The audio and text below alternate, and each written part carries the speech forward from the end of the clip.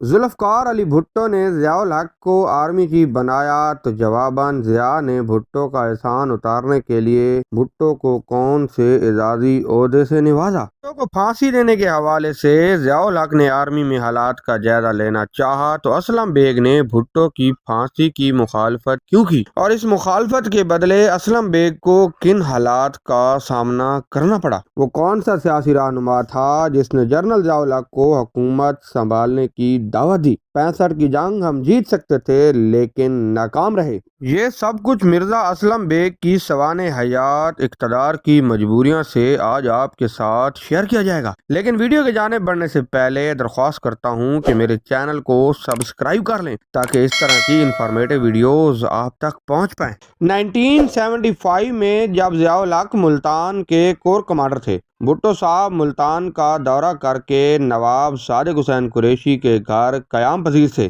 اور لائبریری میں مطالعہ کر رہے تھے کہ جنرل ضیاء الحق کا پیغام آیا کہ وہ ملنا چاہتے ہیں۔ بھٹو نے کہا ابھی تو وہ ملے تھے، اب کیوں آنا چاہ رہے ہیں؟ بہرحال انہیں بلا لیا گیا۔ وہ آئے اور دست بستہ حلفیہ عرض کی، سر میں وعدہ کرتا ہوں کہ ہر قسم کے حالات میں آپ کا وفادار رہوں گا اور جو ذمہ داری بھی آپ مجھے دیں گے عمل کروں گا۔ بھٹو متاثر ہوئے، ساتھ چائے پی اور سوچ میں گم ہو گئے۔ اس کے چند ماہ بعد جنرل ضیاء الحق کو آرمی چیف بنا دیا گیا۔ اس واقعے کا ذکر ذوالفقار علی بھٹو نے سپریم کورٹ کے سامنے اپنے آخری بیان میں بھی کیا ہے۔ ذوالفقار علی بھٹو نے جنرل ضیاء الحق کو آرمی چیف بنایا اور آرمی چیف نے ذوالفقار علی بھٹو کو آرمڈ کور کا کرنل ان چیف بنا دیا۔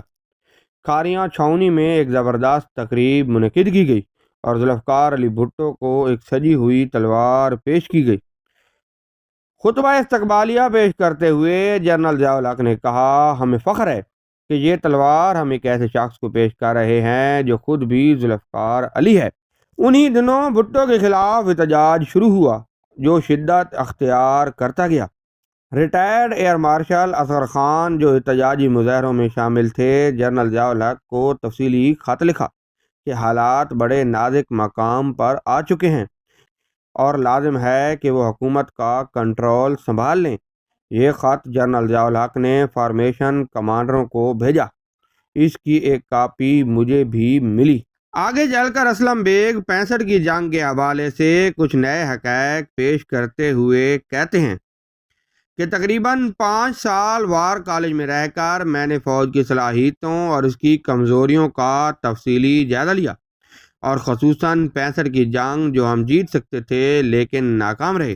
اب سوال اٹھتا ہے کہ سابق آرمی چیف اسلم بیگ نے 65 کی جنگ کے حوالے سے ناکام رہنے کا کیوں کہا، حالانکہ ہم تو 65 کی جنگ جیتنے کے حوالے سے ہر سال 6 ستمبر کو باقاعدہ فتح کا دن مناتے ہیں۔ کیا ہم میدان جنگ میں ہارے تھے یا مذاکرات کی میز پر؟ میرے خیال میں سابق آرمی چیف کا اشارہ مذاکرات کی میز پر جیتی ہوئی بازی ہارنے کا ہے۔ اپنی اسی سوانح حیات میں سابق آرمی چیف اسلم بیگ ذوالفقار علی بھٹو کو پھانسی دینے سے متعلق بتاتے ہوئے کہتے ہیں، جنرل ضیاء الحق نے افیسروں اور جوانوں کا رد عمل معلوم کرنے کے لیے تمام کور کمانڈر کو جائزہ لینے کو کہا۔ ہمارے کور کمانڈر نے سینئر افیسروں کو بلایا اور ان کا ذہن معلوم کرنے کے لیے بہت سے سوالات پوچھے۔ سبھی نے کہا بھٹو کو پھانسی دینے سے تھوڑا بہت رد عمل تو ہوگا لیکن اسے سنبھالا جا سکتا ہے۔ میں سب کی باتیں سنتا رہا اور بالآخر کور کمانڈر کی اجازت سے اپنی رائے کا اظہار کیا۔ میں نے کہا بھٹو کو پھانسی دینا بہت ہی غلط فیصلہ ہوگا، اس کے نتائج سنگین ہوں گے،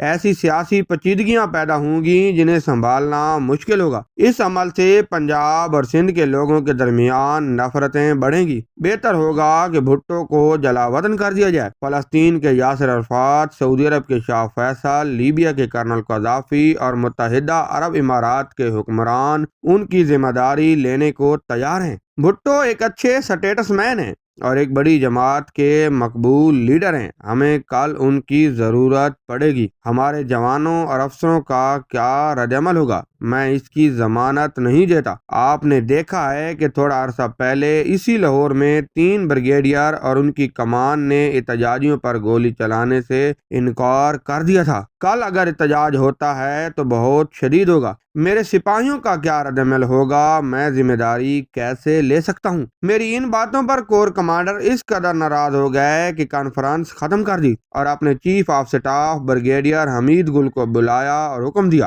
فوراً مجھے چیف آف آرمی سٹاف سے ملاؤ۔ میں ایسے افیسر کو اپنی فارمیشن میں نہیں رکھ سکتا۔ بریگیڈیئر حمید گل نے کہا، سر اگر اجازت ہو تو میں رپورٹ تیار کر لوں جو چیف آف آرمی سٹاف کو بھجوا دی جائے تاکہ وہ خود اس متعلق فیصلہ کر لیں۔ فوراً کوئی رد عمل دینا مناسب نہ ہوگا۔ کور کمانڈر نے حمید گل کی یہ بات مان لی اور چیف آف آرمی سٹاف کو رپورٹ بھیج دی، مگر جنرل ضیاء الحق کی طرف سے فوراً کوئی رد عمل نہ آیا۔ لیکن شان کریمی دیکھیے کہ چند ماہ بعد مجھے GHQ میں چیف آف جنرل سٹاف تعینات کر دیا گیا۔ میں نے حق اور اصول کی بنیاد پر بھٹو کو پھانسی دینے کے فیصلے سے اختلاف کیا تھا۔ اگر بھٹو کو پھانسی نہ دی گئی ہوتی تو وہ تمام سیاسی ابتری جو دیکھنے میں آئی نہ دیکھنے کو ملتی۔ مثلا نہ جنرل ضیاء کا حادثہ ہوتا، نہ جنرل مشرف کی حکومت آتی، نہ بے نظیر کا قتل ہوتا۔ مجھے اختلاف رائے پر مزید اطمینان ہوا جب ایک سفارتکار جناب SM قریشی کا ایک مضمون پڑھا۔ وہ لکھتے ہیں، بھٹو کو پھانسی دیے جانے کے 2 سال بعد مجھے یاسر عرفات سے معاملات سلجھانے کے لیے بھیجا گیا۔ وہ بھٹو کو پھانسی دیے جانے پر سخت ناراض تھے۔ میں ان سے ملنے گیا تو انہوں نے بتایا کہ جنرل ضیاء نے مسجد الحرام میں بیٹھ کر شاہ خالد کی موجودگی میں وعدہ کیا تھا کہ وہ بھٹو کو پھانسی نہیں دیں گے۔ انہوں نے اپنے وعدے کا پاس نہیں کیا۔